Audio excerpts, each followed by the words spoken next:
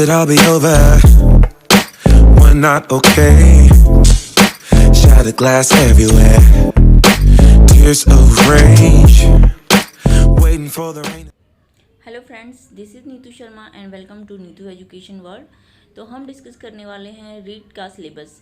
तो हमने previous video में सीडीपी का पूरा सिलेबस डिस्कस कर लिया है, जो कि रीट में पूछा जाता है या जिसमें रीट में से क्वेश्चंस आते हैं। तो आज हम डिस्कस करने वाले हैं मैथ का सिलेबस। आपको बता दूं कि मैथ के जो सिलेबस है उसमें मैथ 30 सब्जेक्ट 30 मार्क्स का आता है, और उसमें क्या क्या पूछा जाता है वो अब हम डिस्कस करने वाले हैं। तो जो विद्यार्थी या जो स्टूडेंट्स हिंदी में देखना चाहते हैं वो एक बार देख सकते हैं। मैं इसको स्क्रॉल डाउन कर देती हूँ, फिर मैं आपको इंग्लिश में इसको एक्सप्लेन कर दूँगी अच्छे से। तो ये सारा हमें सेम ही है, बस हिंदी और इंग्लिश में दोनों लैंग्वेजेस में दिया हुआ है। तो ये हमारे पास पेपर 1 के लिए सिलेबस, यानी कि वो पर्सन या वो टीचर्स जो कि क्लास 1 to 5 के लिए दे सकते हैं पेपर को, और 11 वाले के लिए अप्लाई कर सकते हैं, उनके लिए हमारे पास सिलेबस है। सबसे पहले है हमारे पास whole numbers up to 1 crore.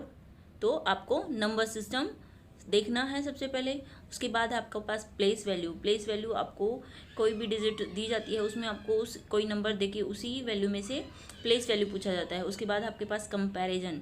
तो कंपैरिजन यानी कि फंडामेंटल मैथमेटिक्स ऑपरेशन, उसमें वो भी पूछे जाते हैं फंडामेंटल मैथमेटिकल ऑपरेशन। जैसे कौन कौन से हमारे मैथमेटिकल ऑपरेशन, एडिशन हो गया, सब्ट्रैक्शन हो गया, मल्टीप्लिकेशन हो गया, डिवीजन हो गया, और इंडियन करेंसी मीन्स हमारी जो करेंसी है, ठीक है, इसे हमारे पास क्वेश्चन पूछे जाते हैं। तो एक यूनिट ये समझ लो आप, जिसमें नंबर सिस्टम है, प्लेस वैल्यू, कंपैरिजन और मैथमेटिकल ऑपरेशन है। सेकंड है हमारे पास concept of fractions, means fraction है, उसमें फ्रैक्शन में क्या क्या है, proper fraction, comparison of proper fraction of same denominator, की डिनोमिनेटर सेम होंगे और तो उनको फ्रैक्शन को हम कैसे कंपेयर करेंगे, या फिर हमारे न्यूमरेटर सेम होंगे तो हम उसको कैसे करेंगे। तो कंपैरिजन दिया है proper fraction of unequal denominators, और एक तो सेम डिनोमिनेटर हो या फिर सेम नहीं हो, अनइक्वल हो डिनोमिनेटर। तो उसके बाद है addition and subtraction of fractions, means जो हमारे पास फ्रैक्शंस हैं उनको हम कैसे ऐड करते हैं, कैसे सब्ट्रैक्ट करते हैं।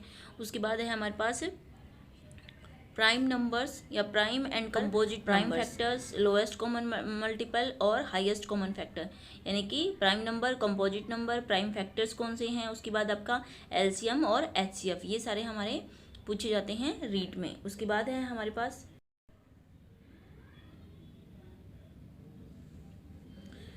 है हमारे पास unitary law, average profit and loss and simple interest. तो ये चारों टॉपिक में एक यूनिट में इनको वो किया गया है। तो इसमें यूनिटरी लॉ क्या होते हैं, मीन्स हम यूनिटरी लॉ को कैसे अप्लाई करते हैं, कि हम यूनिट वैल्यू को देख के कैसे किसी भी बड़े नंबर्स की मल्टीप्लिकेशन को देखते हैं या वो सॉल्व करते हैं। दूसरा है हमारे पास एवरेज निकालना, जो कि एवरेज का टॉपिक है हमारे पास। उसके बाद है हमारे पास प्रॉफिट एंड लॉस का एक टॉपिक, उसमें से भी क्वेश्चन आते हैं। और लास्ट है सिंपल इंटरेस्ट।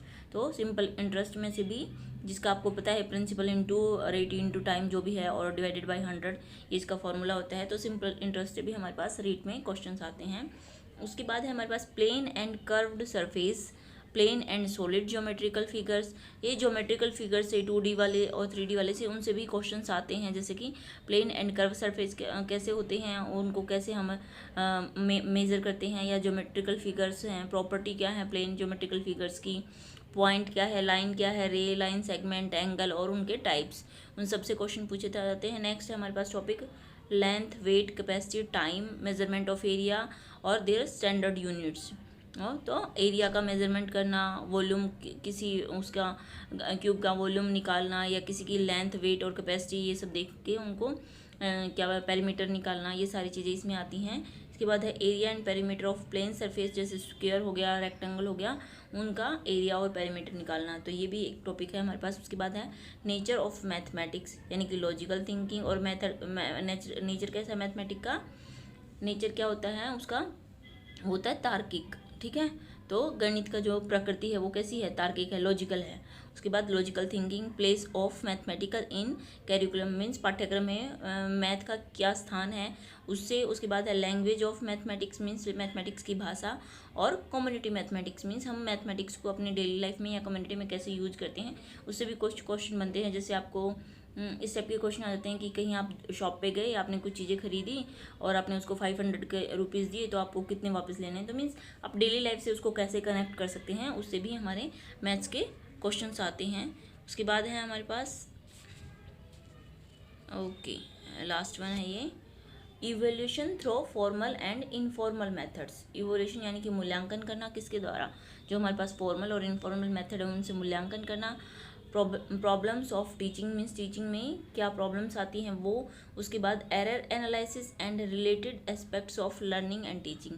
तो किसी भी एरर को कैसे एनालाइज करोगे, उसको कैसे रिलेट करोगे लर्निंग से और टीचिंग के पहलुओं से। उसके बाद है डायग्नोस्टिक एंड रिमीडियल टीचिंग। तो इसमें आपके निदानात्मक और उपचारात्मक शिक्षण विधियाँ जो हैं वो उसके बारे में। तो ये सारे ही टॉपिक बहुत इंपॉर्टेंट हैं। इनमें से कुछ चैप्टर हैं जो कि आपके मैथ से हैं और कुछ चैप्टर हैं जो कि आपकी मैथ पेडागोजी से रिलेटेड है। मीन्स कुछ टॉपिक ऐसे हैं जो मैथ से रिलेटेड हैं और कुछ ये जो नीचे वाले दे रखे हैं ऑलमोस्ट यहाँ से इसके ऊपर वाले जो जितने भी टॉपिक हैं वो सारे आपके मैथ्स की बुक से हैं, जबकि जो नीचे वाले टॉपिक हैं ये सारे आपके मैथ्स के पेडागोजी के टॉपिक हैं।